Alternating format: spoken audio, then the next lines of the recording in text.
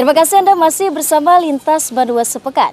Ya pemirsa, pembelajaran tatap muka PTM direncanakan mulai tahun ajaran baru Juli 2021 mendatang. Menyusul hal itu, PJ Gubernur Kalsel meminta seluruh guru baik PAUD, TK, SD, SMP hingga SMA sudah harus divaksinasi guna keselamatan peserta didiknya. Di samping itu, Komisi 4 DPRD Kalsel upayakan vaksinasi COVID-19 juga untuk para mahasiswa yang berada di luar Kalsel. Pasalnya saat ini mereka sangat kesulitan mendapatkan vaksin tersebut. Kasus penyebaran COVID-19 masih terjadi di Kalimantan Selatan.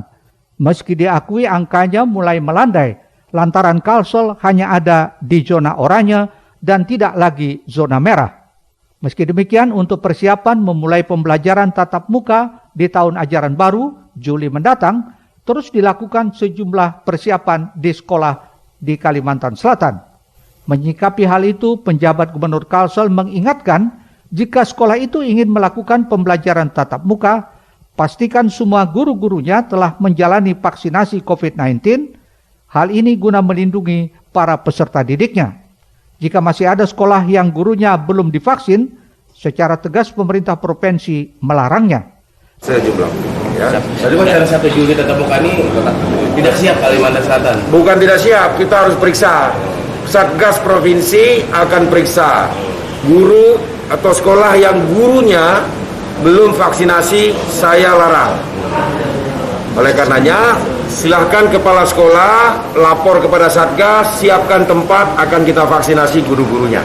Sementara itu, Kepala Dinas Kesehatan Kalimantan Selatan Muslim menyatakan hingga saat ini jumlah guru yang sudah divaksin, baik guru PAUD, SD, SMP, hingga SMA sederajat, sudah lebih dari 53% dari total sebanyak 105.000 orang lebih, atau sekitar 58.000 orang lebih sudah dilakukan vaksinasi. Jadi kalau guru sudah lebih kemarin itu 53%, ya. Lebih 53%. Itu sekalsel. Sekalsel Pak ya? Ya, sekalsel. Ini total atau untuk SMA aja Pak? Dari PAUD, SD, SMP, SMA. Ya. Bahkan juga dosen. Muslim juga menjelaskan, di samping syarat vaksin, bagi sekolah yang akan melaksanakan PTM harus menyediakan protokol kesehatan. Muhail, Pancar TV.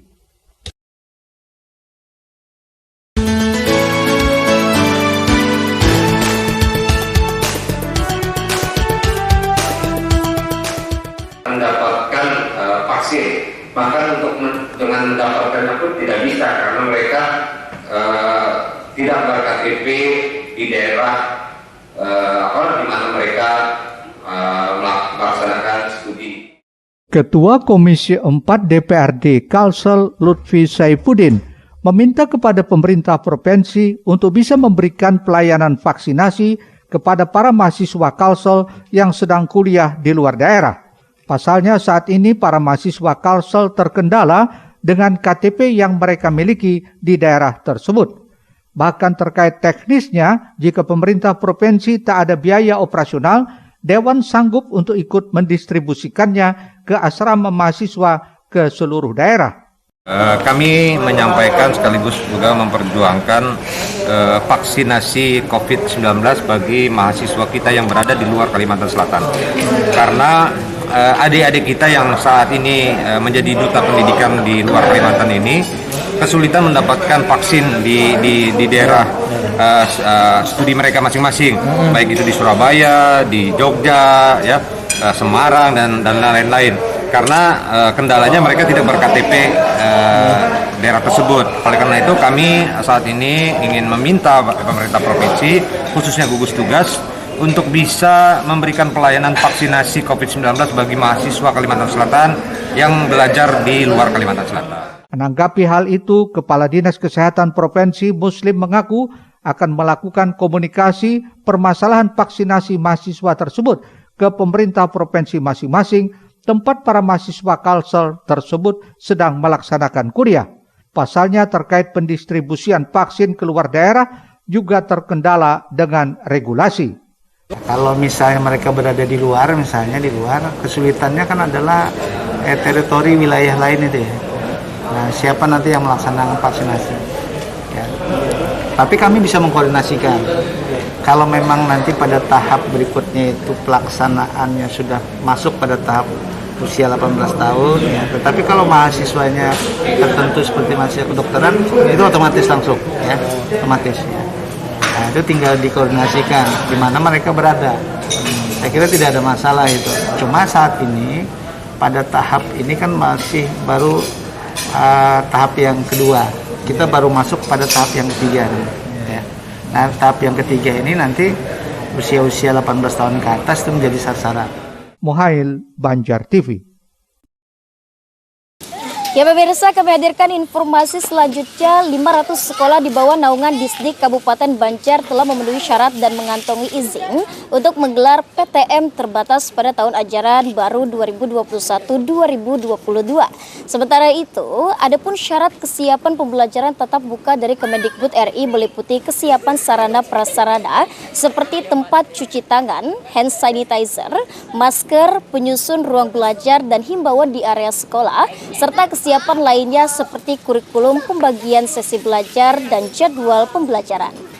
Memantapkan persiapan pembelajaran tatap muka terbatas jelang tahun ajaran baru 2021-2022, Komisi 4 DPRD Banjar melaksanakan rapat dengar pendapat dengan Dinas Pendidikan Kabupaten Banjar.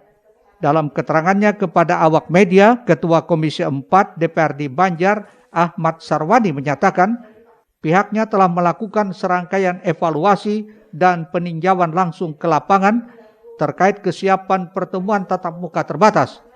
Sebagian besar sekolah sudah melengkapi dan memenuhi syarat sesuai SKB 4 Menteri, meskipun masih ada tenaga pendidik yang belum menuntaskan vaksinasi.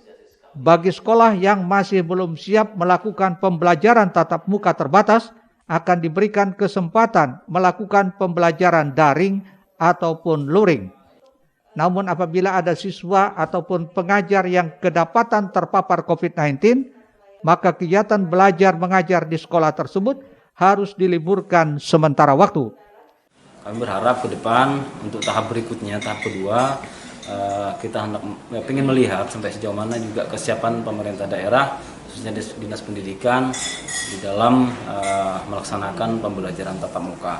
Dan kami berharap memang sudah kita agendakan bersama baik dengan Dinas Pendidikan bahwa untuk tahun ajaran 2021-2022 Kabupaten Banjar kami minta secara resmi untuk membuka seluruh akses pembelajaran tatap muka seluruh di Kabupaten Banjar. Demikian juga kami berharap nanti bagi mereka yang tidak bersedia untuk pembelajaran tatap muka juga diberikan kesempatan untuk belajar secara daring. Artinya kami berharap kelonggaran-kelonggaran ini untuk mempermudah masyarakat. Sementara itu, pelaksana tugas Kepala Dinas Pendidikan Kabupaten Banjar, Liana Penny, mengungkapkan sekitar 500 sekolah di bawah naungan Disdik telah memenuhi syarat dan mengantongi izin menggelar PTM terbatas. Tahap 1 adalah sebanyak 89 sekolah, sedangkan tahap 2 411 sekolah, sehingga total seluruhnya yang sudah diberi izin adalah 500 sekolah. Sekolah-sekolah yang diberi izin ini ada beberapa syarat yang harus dipenuhi. Yang pertama adalah sudah mengisi checklist dari Kemdikbud. Nah, ini dibuktikan dengan permohonan tatap muka kepada Dinas Pendidikan Kabupaten Banjar yang akan kami koreksi, akan kami cek kelengkapannya, baru kemudian akan kami sampaikan kepada Satgas COVID-19. Adapun checklist kesiapan pembelajaran tatap muka dari Kemendikbud RI meliputi kesiapan sarana prasarana seperti tempat cuci tangan, hand sanitizer, masker, penyusunan ruang belajar, dan himbauan di area sekolah, serta kesiapan lainnya seperti kurikulum, pembagian sesi belajar, dan jadwal pembelajaran. Ahmad Ramadhani, Banjar TV. Ya pemirsa, kami hadirkan informasi dari segmen pendidikan. Dinas Pendidikan Kota Banjarbaru pastikan setiap sekolah yang melaksanakan pembelajaran tatap muka pada bulan Juli mendatang harus tersedia Satgas Pemantau COVID. Sementara itu, hal penting lainnya juga pemirsa harus diperhatikan saat PTM dilaksanakan adalah antisipasi dini jika ada yang terkonfirmasi serta bagaimana evakuasi yang harus dilakukan. Pelaksanaan pembelajaran tatap muka pada masa pandemi yang rencananya dimulai Juli 2021 harus dilakukan dengan hati-hati, baik oleh pemerintah daerah, dinas pendidikan, dan seluruh pihak terkait lainnya untuk memenuhi semua persyaratan yang ditentukan. PTM baru dapat dilakukan jika rasio positif COVID-19 berada di bawah 5% dan angka kematian akibat COVID-19 menurun.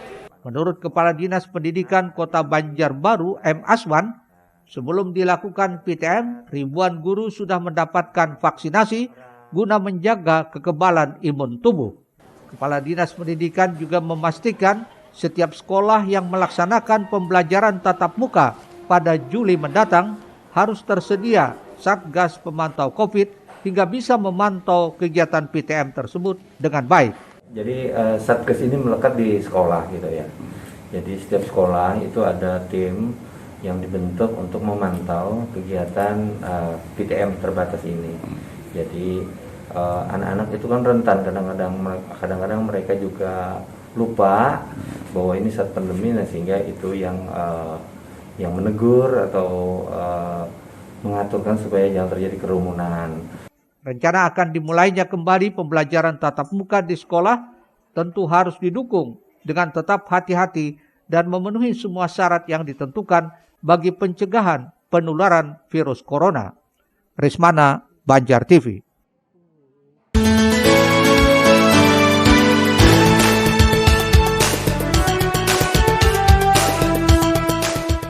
Pembelajaran tatap muka tinggal menghitung minggu menyusul dilakukannya penerimaan siswa baru di semua sekolah.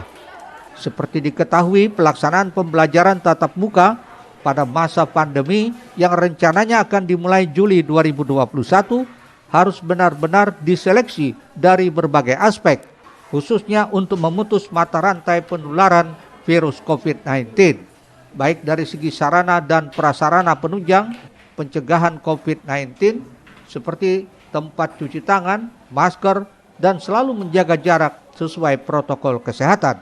Kepala Dinas Pendidikan Kota Banjarbaru M. Aswan menyatakan, hal tidak kalah pentingnya saat PTM dilaksanakan adalah antisipasi dini jika ada yang terkonfirmasi serta bagaimana evakuasi yang dilakukan. Kemudian kita juga bekerjasama dengan Dinas Kesehatan. Bagaimana kalau ada, kalau ada aja ya, mudah-mudahan jangan proses evakuasi terhadap anak-anak atau guru yang barangkali di dalam proses itu ada tertular seperti itu atau ada masalah apa, nah, sehingga cepat dievakuasi oleh paskes-paskes yang ada di Kota Banjarbaru. Terkait hal itu, peran orang tua juga sangat penting untuk selalu menyiapkan masker bagi anak yang melakukan PTM serta selalu mengingatkan tentang protokol kesehatan. Rismana, Banjar TV. Ya pemirsa, beralih ke informasi lainnya, di tahun 2021 ini dipastikan pembangunan Puskesmas Sungai Andai akan segera direalisasikan dan di akhir tahun sudah bisa diselesaikan dan digunakan. Sementara itu juga pembangunan Puskesmas di Kelurahan Sungai Andai ini merupakan bentuk perhatian pemerintah kota dalam memberikan pelayanan kesehatan untuk masyarakat di kawasan tersebut. Akhirnya pembangunan Puskesmas Sungai Andai yang dibangun tahun ini diharapkan akhir tahun 2021 sudah selesai.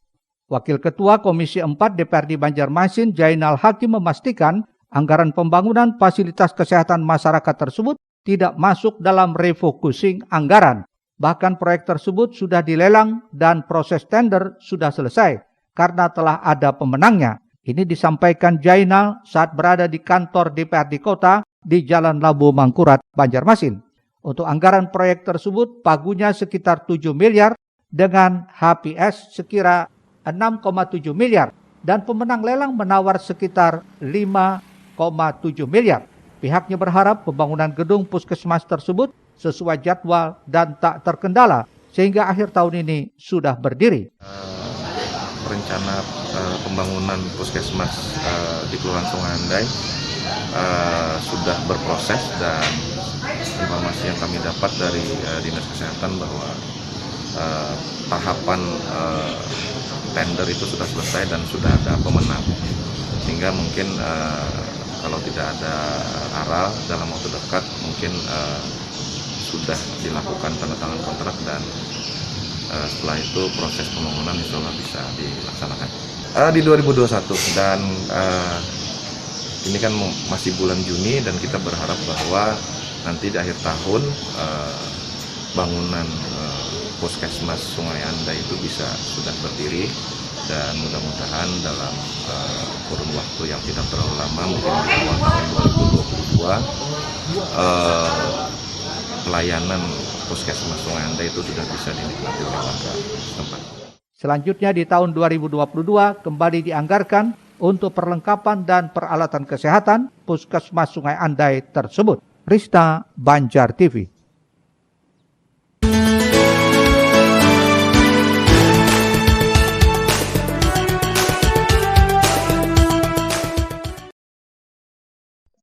Politisi PKB Daerah Pemilihan Banjarmasin Utara Zainal Hakim menyatakan dengan adanya Puskesmas Sungai Andai, warga nantinya bisa memanfaatkan fasilitas tersebut dengan sebaik-baiknya. Pasalnya sejak Kelurahan Sungai Andai berdiri hingga sekarang, warga belum bisa menikmati layanan kesehatan di tempat. Dengan dibangunnya fasilitas Puskesmas di wilayah Kelurahan Sungai Andai, berarti pemerintah kota sudah memberikan layanan kesehatan untuk masyarakat Sungai Andai. Puskesmas ini kan merupakan salah satu kebutuhan dasar masyarakat, dan sejak berdirinya Kelurahan Sungai Andai 10 tahun yang lalu, masyarakat di sana belum menikmati pelayanan puskesmas induk, dan kita berharap dengan berdirinya puskesmas ini merupakan sudah juga salah satu bentuk pelayanan pemerintah terhadap kebutuhan pelayanan kesehatan masyarakat di Kelurahan Sungai Andai. Harapannya ke depan, hadirnya Puskesmas Sungai Andai tersebut juga dapat menyediakan layanan rawat inap. Risna, Banjar TV. Usai jeda kami hadirkan Bupati HSS laksanakan panen raya di Telaga Langsan. Informasinya hadir sesaat lagi. Tetaplah di Lintas Bandua Sepekan.